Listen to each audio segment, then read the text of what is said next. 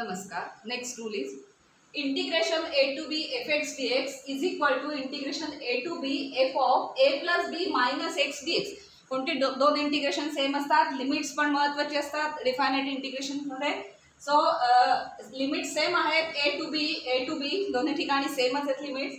Function कसं transfer झालं तर fx असेल तर a plus b minus x. हा a plus b कोणते आहेत तर हे लिमिटचे पॉईंट्स आहेत, लोअर लिमिट आणि अपर लिमिट ते आहेत तसेच पॉईंट्स घ्यायचे आहेत. आणि हे फंक्शनचा डोमेन असेल इथे, हा जो एक्स असेल त्याचा फक्त इथे मायनस एक्स करायचे, प्लस एक्स साठी हा रूल नाहीये. सो मायनस एक्स साठी आहे, त्यामुळे हे केअरफुली बघायचं की इथे आपण मायनस ऑफ दॅट फंक्शन असं लिहिलंय ना चेक करायचं, कारण त्यासाठीच फक्त हा रूल आहे. सो हे ते रूल्स आहेत ते इम्पॉर्टंट आहेत, कारण हे एक्झाम्पल सॉल्व्ह करताना खूप उपयोगी पडणार आहेत. डिफायनाइट इंटिग्रेशनसाठी हे सगळे रूल तुम्हाला लक्षात असणं महत्त्वाचं आहे, कारण हे रूल अप्लाय केल्यानंतरच ते इंटिग्रेशन सिम्पल होतात आणि सॉल्व्ह करता येतात. सो हा रूल काय लक्षात ठेवा, लिमिट सेम आहे आणि फंक्शन कसं ट्रान्सफर झालंय तर हे लिमिट्स घेतलेत a प्लस बी आणि फंक्शन घेतलंय मायनस एक्स, तर हे दोन्ही इंटिग्रेशन सेम आहेत असं म्हणतात. सो आपण आता RHS कन्सिडर करूया. RHS is equal to integration a to b f of a plus b minus x dx. आता हे थोडंसं लेंदी आहे एक्सप्रेशन, तर या एक्सप्रेशनला आपण काहीतरी सबस्टिट्यूशन करूया आणि सबस्टिट्यूशनने ते सॉल्व्ह होऊन इतकं ह्या सेम इंटिग्रेशन इतकं येते का चेक करायचं. So consider f a plus b minus x is equal to t. हे जर टी केलं तर आता एक्सची व्हॅल्यू काढायला लागेल, बिकॉज dx रिप्लेस करायचं आहे, त्यामुळे एक्सची व्हॅल्यू काय ती बघायला लागेल. एक्सची व्हॅल्यू सिंपल आहे, एक्स इकडे नेला आणि टी इथे आणला की एक्स मिळेल. So that implies a plus b minus t is equal to x. X मिळाला की आपण dx काढू शकतो. सो याच्यात dx काढूया. दॅट इम्प्लाइज ए आणि बी हे कॉन्स्टंट आहेत, रिअल नंबर्स आहेत, त्यामुळे त्यांचं झिरोच येणार आहे डेरिव्हेटिव्ह. मायनस टी हे फंक्शन आहे, सो मायनस dt होणार याचं derivative is equal to dx. So dx replace करायचं आहे मायनस dt ने.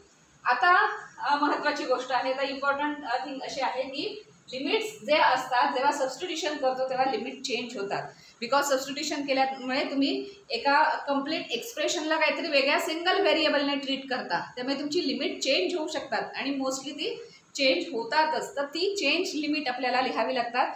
ते आपण इथे फर्स्ट टाइम बघतोय की लिमिट चेंज पण होऊ शकतात विदिन द एक्झाम्पलमध्ये ती लिमिट्स म्हणजेच त्या बाउंड्रीज चेंज होतात. सो कधी चेंज होतात जेव्हा आपण सबस्टिट्यूशन ही मेथड यूज करतो तेव्हा ती लिमिट्स चेंज होतात, बिकॉज a टू बी ही लिमिट्स कशासाठी, ह्या फंक्शनसाठी और ह्या फंक्शनसाठी ती लिमिट्स दिलेली आहेत. आता आपण काय ट्रीट करतो, ह्या फंक्शनला टी म्हटलंय, सो आपण dt मध्ये सगळं शिफ्ट करणार आहे, टी ह्या व्हेरिएबलमध्ये शिफ्ट करणार आहोत. त्यामुळे लिमिट्स टी साठी काय येणार आहे ती चेक करावी लागतात. मग असं करावं लागतं की as x tending to lower limit, x फंक्शनमध्ये असताना ते एक्स मधलं फंक्शन होतं तेव्हा लोअर लिमिट ए होतं, तर as x tending to a t tending to, म्हणजे टी ची व्हॅल्यू काय होईल ते आपल्याला बघायला लागेल. As x tending to a म्हणजे एक्सची व्हॅल्यू जेव्हा ए होईल तेव्हा टी ची व्हॅल्यू काय येते. सो टी ची व्हॅल्यू काय येणार आहे, सो एक्सची व्हॅल्यू ए आली इथे सपोज, दॅट इम्प्लाइज आपण टी ची व्हॅल्यू काय येते ती काढू. अगदीच फर्स्ट रूल आहे, फर्स्ट एक्झाम्पल म्हणून आपण. सो त्यामुळे आपल्याला इथे कसा ते लिमिट चेंज करायचे असतात ते पण बघायचं आहे. सो एक्स टेंडिंग टू ए असं घ्यायचं, कारण जेव्हा व्हेरिएबल एक्स असेल तेव्हा फर्स्ट लिमिट ए आहे. सो एक्स ए असताना टी किती येतो ते आपल्याला चेक करायचं. ते एक्सच्या इथे ए घालायचा, that implies a plus b minus t is equal to a. आता हा ए आणि ए दोन्ही कॅन्सल झाले ना, कारण सेमच आहे त्यामुळे कॅन्सल झाले. B minus t is equal to 0, b minus t is equal to 0, that implies t is equal to b. म्हणजे जेव्हा एक्सची व्हॅल्यू ए असते तेव्हा टी हे व्हेरिएबल घेतलं सबस्टिट्यूशनचं तर त्याची व्हॅल्यू बी होते. म्हणजे आता फ्लिप झाले बघा लिमिट्स, म्हणजे आपल्याला काय मिळालं, as x tending to a t tends to b हे आपल्याला मिळाले. ते as x tending to a t. जेव्हा जेव्हा एक्झाम्पल सॉल्व्ह करताना सबस्टिट्यूशन कराल तेव्हा लिमिट्स काय ती चेक करायचं अजिबात विसरू नका, कारण लिमिट्स तीच ठेवली तर आन्सर चुकेल. कारण आत्ताच आपल्या लक्षात आलं आहे जेव्हा आपण सबस्टिट्यूशन केली तेव्हा as x tending to a we get t tending to b, म्हणजे फ्लिप झालंय लिमिट, लोअर लिमिट टी साठी बी आलेलं आहे. आता आपल्याला एक्स टेंडिंग टू बी चं करूया, अपर लिमिट काय होतं ते चेक करूया. So as x tending to b, आता आपण याच्यात बी घालूया, एक्सची व्हॅल्यू म्हणजे a plus b minus t is equal to b. So b आणि बी कॅन्सल झाले. That implies a minus t is equal to 0. That implies t is equal to a. मग आपल्याला काय मिळालं, as x tending to b t tends to a. त्यामुळे जेव्हा तुम्ही ह्याला सबस्टिट्यूशन केली तेव्हा लिमिट फ्लिप झाली, चेंज झाली. लोअर लिमिट झालं b अँड अपर लिमिट झालं a. तर आपण हे सगळं सबस्टिट्यूशन, लिमिट्स आणि dx dt मध्ये ट्रान्सफर हे सगळं रिराईट करूया इंटिग्रेशन. दॅट इम्प्लाइज, हे लक्षात आलंय. हे एक्झाम्पल सॉल्व्ह करताना पण हे सगळं करायचं, लक्षात ठेवायचं, विसरायचं नाही. सबस्टिट्यूशनला हे सगळं लागतं. सो दॅट इम्प्लाइज आता आपण सबस्टिट्यूशन केल्यामुळे हे इंटिग्रेशन काय झालं, तर लिमिट चेंज झाली. लिमिट लोअर लिमिट बी झालं, अपर लिमिट ए झालं. या सगळ्यासाठी आपण टी म्हटलं. सो एफ ऑफ टी झालं आणि dx ची व्हॅल्यू आली ती minus dt. So minus dt. आता मायनस साईन आपण इंटिग्रेशनच्या बाहेर घेऊ शकतो बिकॉज कॉन्स्टंट आहे ना. So that implies minus integration b to a f of t dt. आता minus f of t dt. आता ह्याच्या आधी एक रूल बघितला होता बघा की सेम टू सेम फंक्शन असेल, म्हणजे साइन एक्स आहे, कॉस एक्स आहे किंवा लॉग एक्स आहे, एक्स क्यूब आहे, कुठलं सेम फंक्शन आहे पण ते लिहिताना एका ठिकाणी एक्स क्यूब म्हटले, एका ठिकाणी टी क्यूब म्हटले, तरी इंटिग्रेशन सेमच येणार, लिमिट सेम असतील तर. So F T D T म्हटलं काय आणि एफ एक्स डी एक्स म्हटलं काय, सेमच आहे, म्हणून तो आधी आपण रूल घेतला. So that implies minus integration b to a f x d x. Function exactly same असेल तरच फक्त टीच्या ऐवजी एक्स लिहिलं तरी चालतं. आता इथे लिमिट आहे बी, अपर लिमिट आहे पण मायनस. याच्या आधी एक रूल असा घेतला होता की ही लिमिट आपण फ्लिप करू शकतो, याला मायनस साईन देऊन. सो याला मायनस ऑफ मायनस झाल्यावर काय होणार आहे, प्लस साईन होणार. So minus of minus plus आणि लिमिट आपण चेंज करूया, ए टू बी होईल आणि f x d x which is equal to L H S. याच्यावरून हे काय आलं ते लक्षात आलं. आधीचा रूल अप्लाय करायचा आहे. तिथे बी टू ए आहे ते, तर आपल्याला ए टू बी करायचं कारण आपलं L H S a to b आहे. सो ए टू बी केलं पण मायनस ऑफ मायनस करावं लागेल, त्यामुळे प्लस झालं आणि ती एल एच एस मिळाली. एक्झाम्पल सॉल्व्ह करताना हे सगळे रूल आपल्याला बरेचदा अप्लाय करावे लागतात, कारण म्हटलं तसं की काही वेळेला लिमिट्स वेगळी घेणं म्हणजे लिमिट्स फ्लिप करणं किंवा त्याच्यात आणखीन इंट्रोड्यूस करणं, आधीचा जो रूल होतो ना ए to C, C to be, तशा टाईपमध्ये आणणं वगैरे, हे रूल अप्लाय केल्यामुळे जास्त सिम्पल होतं. मेनली ट्रिग्नॉमेट्रिक एक्झाम्पल जेव्हा आपण सॉल्व्ह करणार आहोत तेव्हा तुमच्या लक्षात येईल की हे सगळे रूल, जर यातला रूल आपण अप्लाय केला तर ते सिम्पल होतं.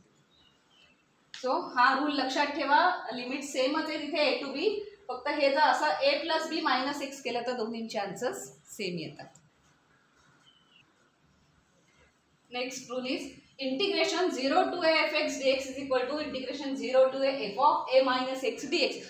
रूल आणि त्याची लिमिट्स फार इम्पॉर्टंट आहेत. सो रूलमध्ये त्याची लिमिट्स काय आहेत तर 0 टू ए, कुठला एनी रिअल नंबर नाही आहे लोअर लिमिट, म्हणजे कंपल्सरी झिरोच असायला हवा आणि मग अपर लिमिट काही कुठलाही रिअल नंबर असेल.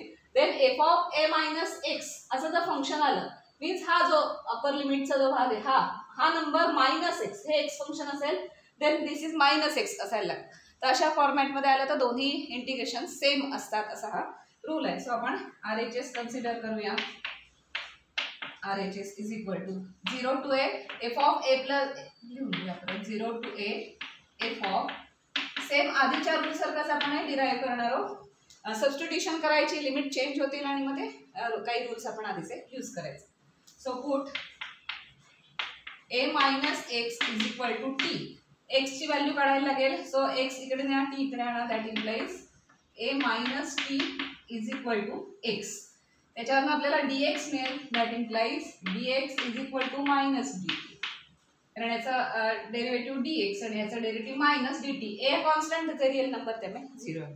आता आपल्याला लिमिट चेक करावे लागतील. ॲज एक्स टेंडिंग टू 0, पहिलं एक्सचं लिमिट पहिलं काय, लोअर लिमिट इज 0 आहे, तर एक्स टेंडिंग टू 0 आपल्याला टी किती येतो ते चेक करायला लागेल. सो त्याच्यात जर आपण व्हॅल्यू घेतली that implies a minus 0 is equal to t. So t tending to काय मिळालं आपल्याला, a. That implies t tends to a. So as x tending to 0 t tends to a, म्हणजे टी मध्ये replace झाल्यानंतर lower limit येणार आहे a.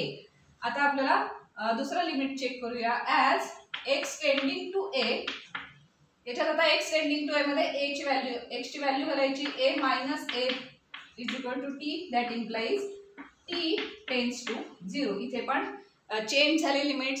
एक्सची limit 0 to a होती, t हे इंट्रोड्यूस झाल्या लिमिट झाली a to 0, हे लोअर लिमिट आहे, हे अपर लिमिट आहे.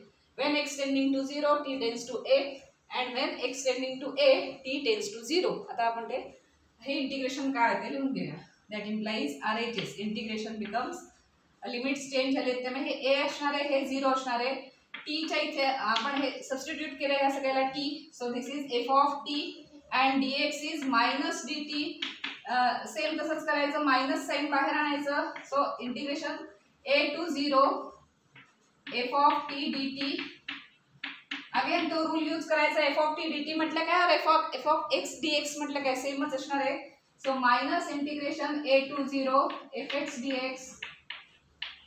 बट हे जर आपल्याला मायनस साइन इथे नको असेल आणि लिमिट जर चेंज करायची असेल तर मायनस ऑफ मायनस ही लिमिट फ्लिप होतील, म्हणजे 0 to a होईल आणि मायनस इंट्रोड्यूस होईल. So minus minus plus which is equal to 0 to a fx dx and which is equal to LHS. So ह्या रूल मध्ये काय बघा, 0 हे लिमिट आहे, 0 to a असेल आणि हा a इथे आणि मायनस x असेल तर दोन्ही इंटिग्रेशन सेम होतील. काही वेळेला ह्याच याने इंटिग्रेशन सॉल्व करणं सिंपल असतं, काही वेळेला हे अशा फॉर्मॅटमध्ये आणलं आणि नंतर इंटिग्रेशन सॉल्व केलं की ते इझी होतं, पण ते दोन्ही आन्सर्स सेमच असणार. सो असे काही हे रूल्स आहेत. अजून काही रूल्स आहेत ते आपण नेक्स्ट व्हिडिओजमध्ये बघू.